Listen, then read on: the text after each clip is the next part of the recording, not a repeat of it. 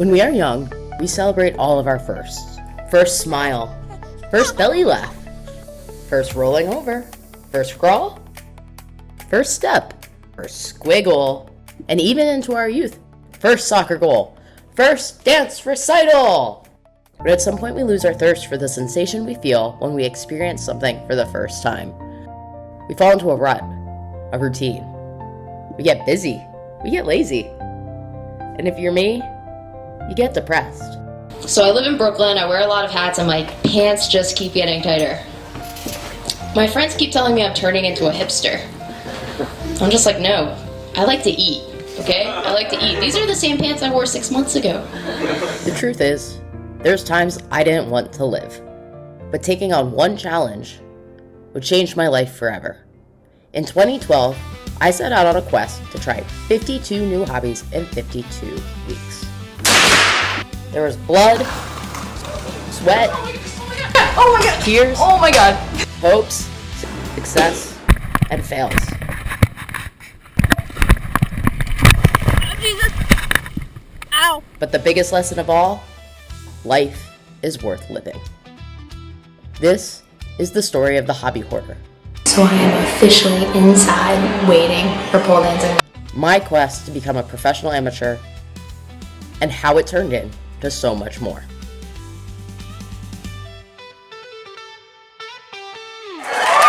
Put your hands together, everybody. The lips to go, everybody. Come on now.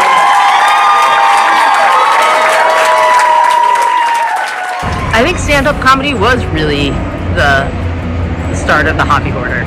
I really need someone to make something that works for single females like myself.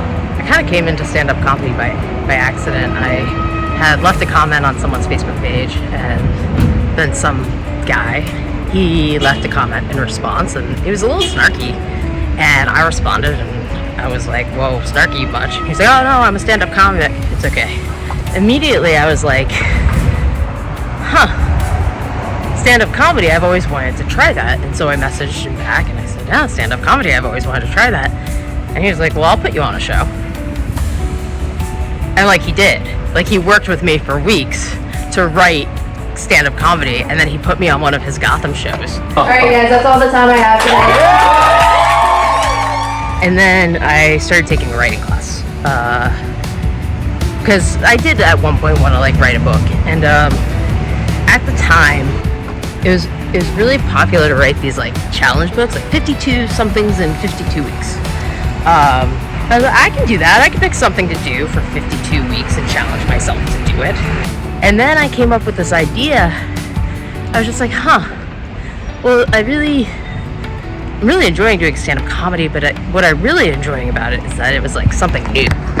And I decided to brainstorm up a plan to try 52 hobbies in 52 weeks as like a coffee table book. So it started out stand-up comedy, then maybe I wanted to write a book, and then I just started doing hobbies.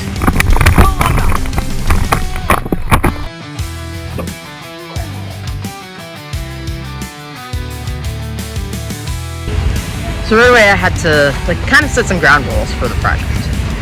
So they had to be new hobbies. As a kid, I was really active and I tried a lot of things, and I felt like it would be really unfair to myself if I was trying things that I'd done in the past or I'd gotten good at in the past. So, as a kid, I did soccer, I did baseball, I did softball, I played field hockey, I canoed, I kayaked down a river, I went sailing. I did a lot of different things. And so I felt like I had to do something out of my element completely first, so people would take the project seriously. Like if I just did something super sporty because I was sporty, it would feel like I was just, doing a regular Libby thing. But I chose pole dancing, which is also in itself super sporty, but it was so different from anything that I would have done in the past. And what was interesting about pole dancing being the first hobby was how much it actually opened me up right away. I remember reading the site, and I had to have specific clothes to wear for this class. And so I went and I started trying on a bunch of clothes, like booty shorts, which I'd never worn before. tank tops, which I had worn before, obviously, but like not in this combo. Started putting these clothes on, and I remember right away feeling like, oh yeah, I do feel a little sexy. And so I actually had my own like photo shoot in this fitting room, in this outfit I was picking out for pole dancing, and I remember just having a blast. I was just there by myself. It's a great time. And then the next day I went to pole dancing, and that was really hard. But it was like really the beginning. The most meaningful hobby that I did the first time around was piloting an airplane.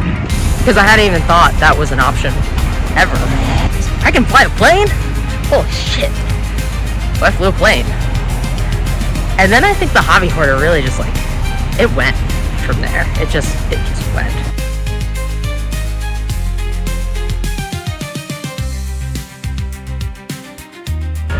And it all felt incredible.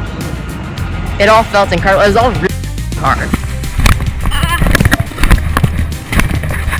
But it all felt incredible because I was just like doing these things I'd never done before that I didn't know were possible. What's up? It's the Hobby Hoarder here, and I am currently at Court Square where I am awaiting the arrival of Gray Matter Beatbox for my first beatboxing lesson ever. I think the most like life-changing part of all of it was I took a meditation class, and it was a really challenging for me to sit still for like an hour or whatever length that class was. Give me a lot of time to think, which I think you're not supposed to do while you're meditating, but it really did. It gave me time to really sit with everything and kind of settle into this year. And I was like really depressed. You know, when I was a kid, like I said, I tried a lot of things, and then when I became like a little older, I got really into certain sports like softball, and I ended up going to college for field hockey, and that kind of started to define who I was. I was a field hockey player. I went to college for field hockey, and then sophomore year, I'm sitting in one of my film classes, and I get a text message from my coach, and it's like, our team, the field hockey team at the University of Rhode Island, has been eliminated. And we knew some sports teams were going to be cut because of budget cuts, but we didn't really think it would be us. And I just remember my heart kind of falling out of my chest at that moment. Really sad. And honestly, from there, it was like, I wouldn't say like downhill for me, but I would say that I just like never fully recouped from that. And I just like sought out change and moved to New York, my final semester of college, for an internship, and basically never looked back. Because the thing about New York is it's pretty lonely when you get here. There's like 8 million people, and no one wants to talk to you because they don't know you. So it was like sitting in a park complex, and I wrote a note, and I was having these ideations, and I thought like life just wasn't worth living. Here I was sitting in the middle of the biggest city in the world where dreams are supposed to come true, and I felt like I couldn't. Yeah, it really weighed on me, and I think a lot of that like culminated during that meditation, or came together for me during that meditation. And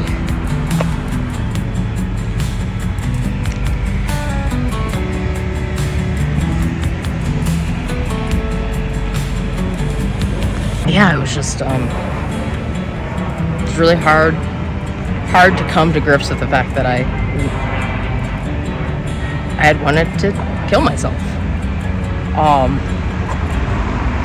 But now I was doing all these new things,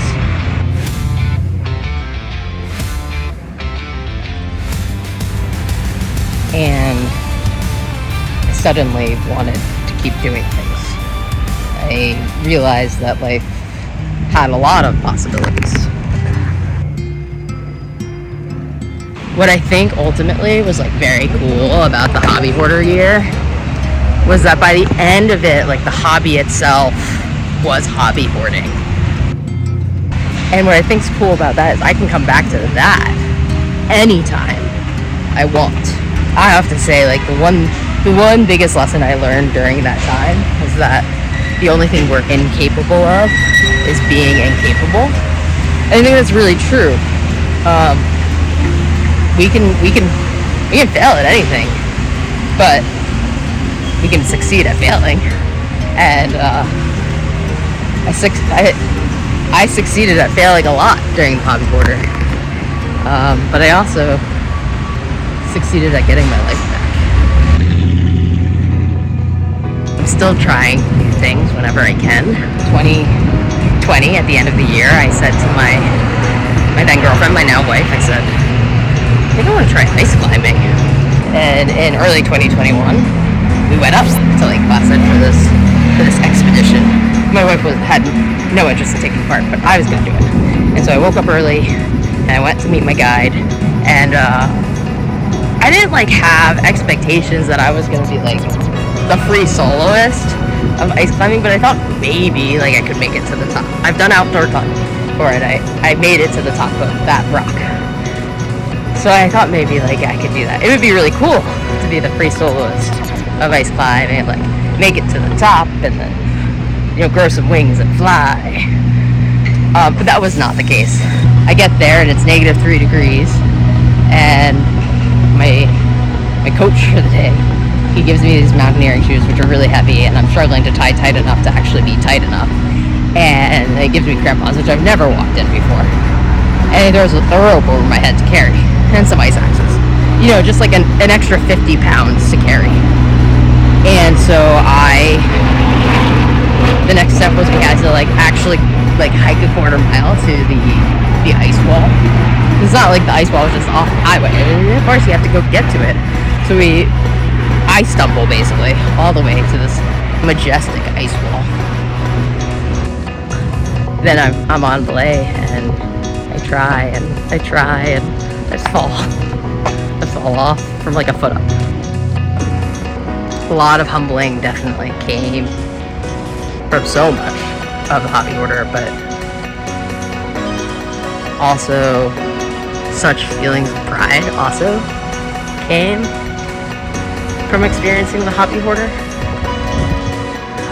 I think it's interesting. If you watch all my stand-up comedy from like before the hobby hoarder, if I'm making a joke about dating, it's about dating men. In his profile picture, he looked like John Stamos on the beach. I would have made a full house with him any day. Any day. And if you know me now, I'm an outward queer woman. And that wasn't the case until after the hobby hoarder. I think it's safe to say that somewhere along the way, this challenge, 52 new hobbies in 52 weeks, that I set out to do as a coffee table book, it became a lot more. It's the reason I'm here. Hobby hoarder saved my life. And it's a good life at that.